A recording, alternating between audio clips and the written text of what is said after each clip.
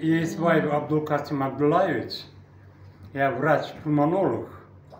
С 1988 года практически я от этой лекарственной медицины отошел.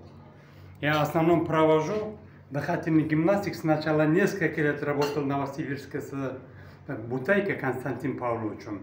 Но в последнее время в основном я увлекаюсь йогой, пранаяма, там сваря йога, хатха йога.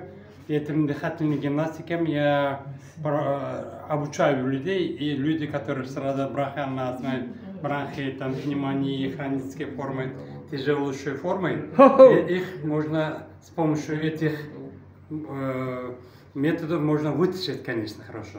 Вот я очень рад, что я познакомился с доктором Тахирой, другими писателями, целителями, и я уже член Международного союза писателей-целителей. Да, я стал членом Международной ассоциации писателей и целителей. Я очень рад, очень спасибо вам, благодарен за эту компанию, за то, что меня включили на этот состав. Спасибо, будьте здоровы.